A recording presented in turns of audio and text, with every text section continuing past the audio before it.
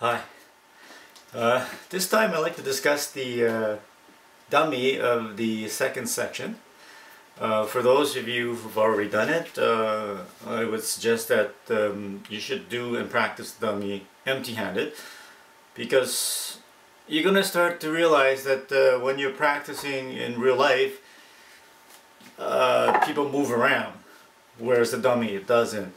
So when you practice it freehand without the dummy, with the dummy form, you start to notice a few things that you should do that are not exactly the same. So let's dissect the second section and see what happens, okay? As you all know, it starts with 3 packs out, right? Okay, what does this mean? Well, you know, this is something wrong here, because when somebody punches you, you're not just gonna pass out, because that's bad Wing Chun. If you're gonna pass out, you might as well do a pak da, right? You're not gonna just pak. So why are we just doing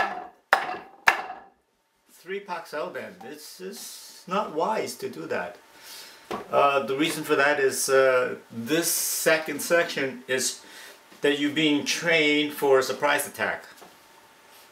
Of course, that happens very often, that people are not going to say, I'm going to punch you now, put up your jaw cell, right? They're going to say, hey, look over there, and then it's just going to come at you. So this is what we're going to be practicing, is a surprise attack. So therefore, when you're practicing the dummy, you know, for this section or without the dummy, keep your hands low and suddenly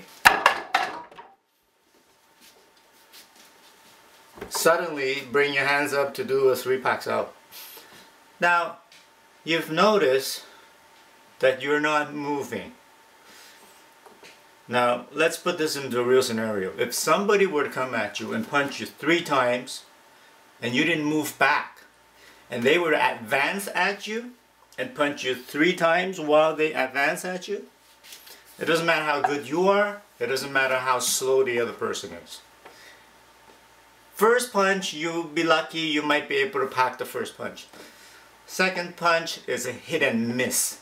And if you don't move back and if you don't strike back, you're only doing packs out, for sure the third punch, they would be hitting you. Therefore, the first 3 packs out punch, you should be moving back.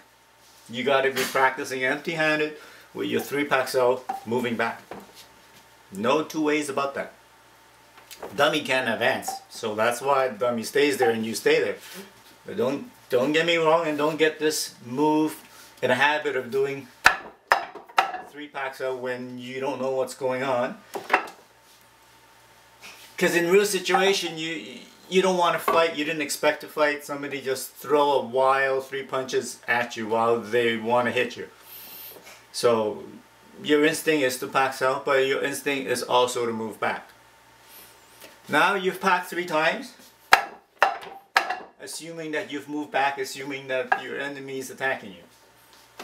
Now you know what's going on now, you're awake. You want to start to do something now after 3 packs out and moving back. What the other person is thinking is that, well, I've got this guy. I've punched him 3 and all he did was slap my hand. So on the 4th move, this person wants to put you down with a right-hander, with a very strong right-hander, and they're committing all their force into this right hand. Now, the best way to dissolve this punch is to do this.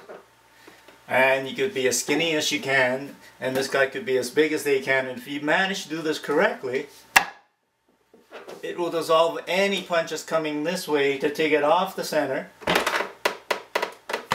to do a neck chop. And because this 4th move from this guy is a right-hander, because it will only work with a right punch, it's not going to work with the left. Therefore, the previous 3 packs out, they are outside packs. Because this move starts with this hand. 1, 2, 3.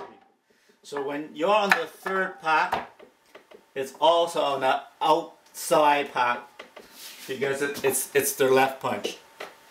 As soon as this finishes, just throwing the right punch, this hand now then becomes the right hand.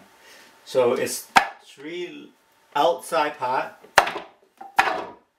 Then the left hand withdraws. Now this right hand comes. So this becomes the right hand now instead of the left. And that's why you do this to do a neck chop. Once you do the neck chop, very strange thing happens. This you do a pak da because then they're throwing you the left again. And when you do the pak da, it's done like this with the elbow up. Now you have to know that in real life situation, this move is done with the elbow down this way.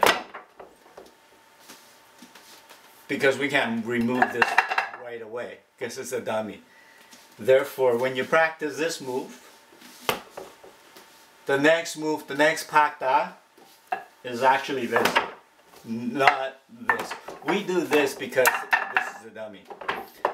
That's why we need to practice dummy form without the dummy afterwards. So just to go through the moves again.